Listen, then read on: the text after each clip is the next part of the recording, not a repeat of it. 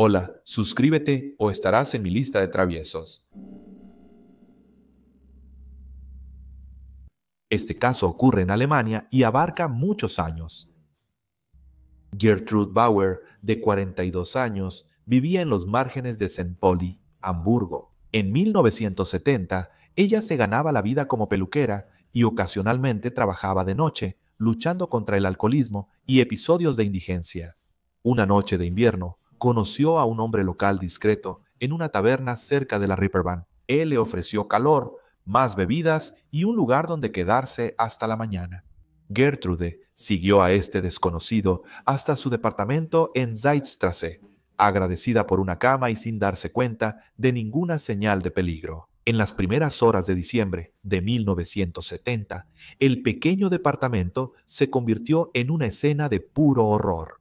Después de una noche de beber, el hombre que llevó a Gertrude esperaba algo. Esperaba intimidad como pago por su hospitalidad. Al resistirse, él reaccionó violentamente. Este hombre cumplió sus deseos de todas formas, la forzó y luego estranguló a esta mujer hasta matarla. Ella luchó, pero el departamento era pequeño y no había forma de escapar. Cuando amaneció, su asesino miró su cuerpo sin vida en el suelo y empezó a entrar en pánico. No tenía la fuerza para cargarla intacta por las escaleras y no quería levantar sospechas, así que tomó una sierra. Trabajando metódicamente, desmembró el cuerpo de Gertrudis en el departamento y envolvió las extremidades en trapos y plástico. Durante las siguientes noches, este asesino se deshizo de las partes por etapas. Enterró algunos bultos con restos en el suelo congelado, junto a basura local, y escondió otros en el ático sobre su departamento. Durante días después, este hombre estuvo esperando que la policía llamara a su puerta, convencido de que lo atraparían. Sabía con certeza que lo habían visto bebiendo con Gertrudis en el bar, y temía que alguien pudiera atar cabos y relacionarlo con su desaparición, pero nadie se presentó. La ausencia de Gertrudis pasó completamente desapercibida, algo trágicamente demasiado común para mujeres como Gertrudis. El 2 de noviembre de 1971, casi un año después del asesinato, un obrero de la construcción que limpiaba el montón de basura tropezó con un paquete de restos humanos. La policía fue llamada de inmediato. La policía llegó y encontró algunas partes de un cuerpo en descomposición: las manos de una mujer, los senos, una pierna y una cabeza humana. Los investigadores reunieron pistas y reconstruyeron el rostro de la víctima desde el cráneo. Identificaron los restos como Gertrudis, pero no tenían pistas sobre quién la había matado. El asesino había logrado escapar. En los años siguientes, el asesino desconocido se desvaneció en el anonimato abarrotado de la vida nocturna de Hamburgo. Pasaba las noches bebiendo en bares con poca luz, mezclándose con los trabajadores del puerto, vagabundos y almas solitarias. Aprendió eso desde su primer asesinato. La mujer que eligió era una presa fácil. Sin familia ni amigos, a nadie le importó su desaparición. El asesino también aprendió que al estrangular a sus víctimas en su propio departamento, se aseguraba de que no hubiera peleas ruidosas, ni disparos, ni nada que alertara a los vecinos. Durante casi 4 años después de la muerte de Gertrudis, no hubo otras víctimas conocidas, pero los impulsos violentos de este hombre no desaparecieron. Un encuentro en agosto de 1972 casi terminó en tragedia cuando este hombre intentó forzar a una mujer llamada Ruth. Ruth logró escapar desnuda a la calle después de que él la atacó y más tarde acudió a la policía. El hombre que desmembró a Gertrude y atacó a esta mujer fue acusado de asalto. Sorprendentemente, la policía no investigó más, por lo que él continuó. Para 1974, el asesino estaba cazando de nuevo. En el verano de 1974, puso su mirada en una mujer llamada Anna Bushell, una mujer de 54 años, que, como su otra víctima, había pasado por tiempos difíciles. Anna era una mujer local que a menudo frecuentaba los mismos bares que el asesino. Ella alguna vez había sido ama de casa, pero para ese año estaba pasando por muchas dificultades y tuvo que aceptar dinero para hacer favores a los hombres. Ella y el asesino eran clientes habituales de una taberna. Una noche de agosto de 1974, el asesino invitó a Ana a su departamento para tomar más tragos. Él estaba muy intoxicado y ella también. Ambos habían estado bebiendo durante horas. Después de entrar a su departamento, tuvieron relaciones sexuales. Al terminar, el hombre estaba insatisfecho. Se quejó de que Ana solo se quedaba ahí acostada como una tabla en la cama, animado por lo que él percibía como su falta de pasión.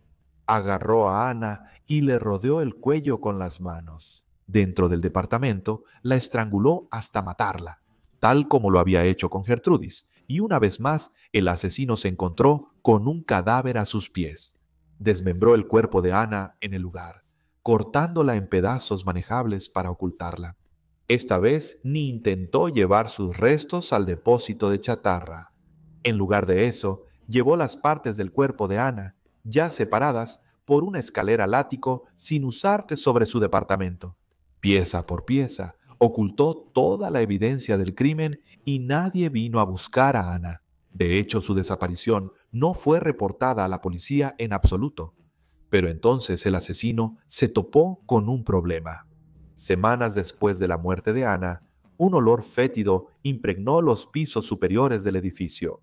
Finalmente, un vecino preocupado se acercó al encargado del edificio y se quejó de este hedor.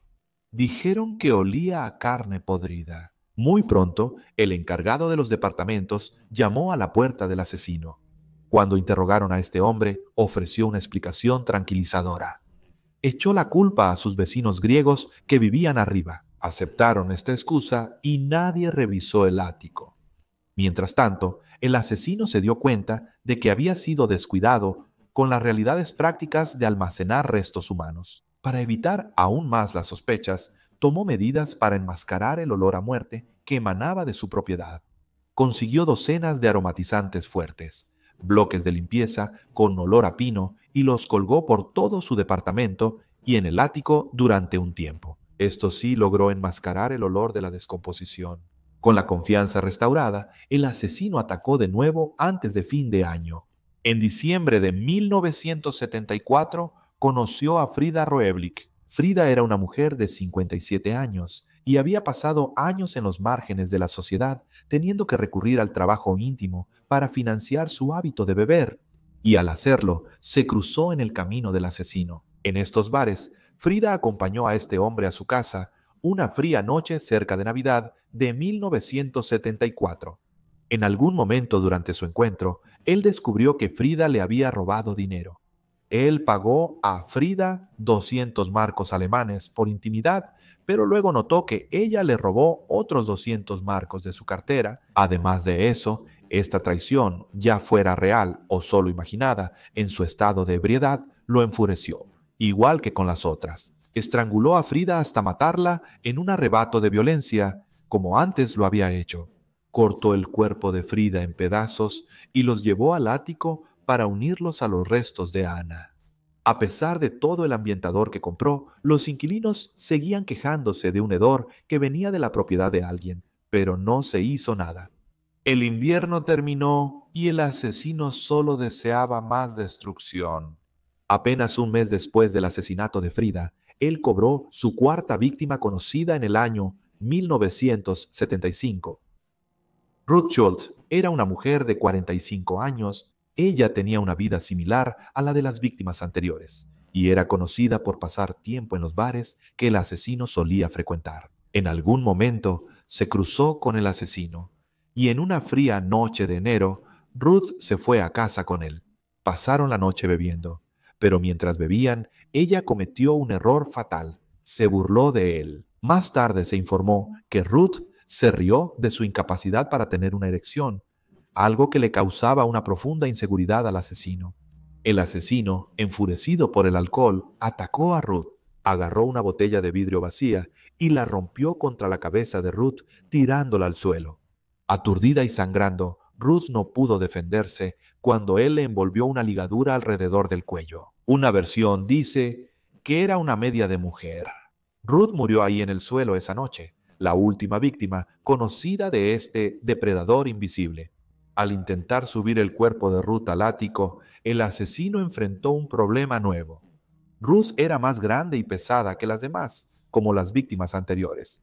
Mutiló su cuerpo con su serrucho, cortándole las extremidades e incluso desfigurando su rostro para que las partes fueran más fáciles de ocultar.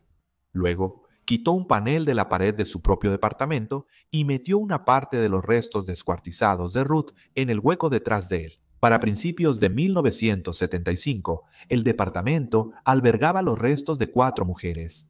Las desapariciones de Anna, Frida y Ruth nunca habían sido notadas por el mundo exterior.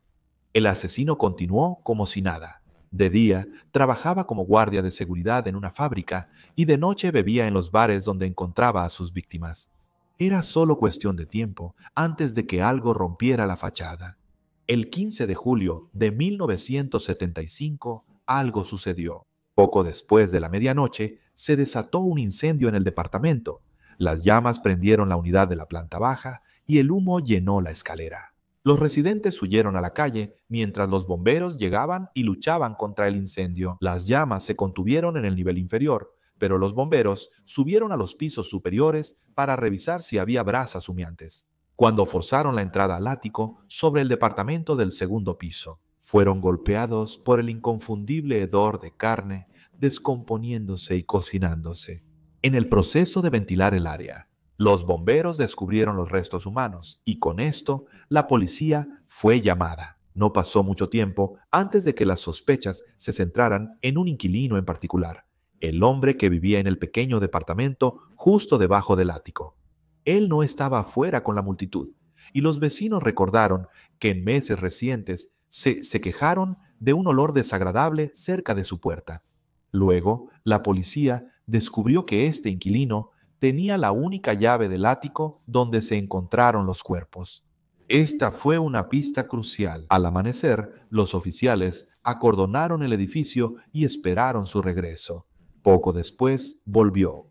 Se identificó como Friedrich Paul Juncker, también conocido como Fritz, un hombre de 39 años.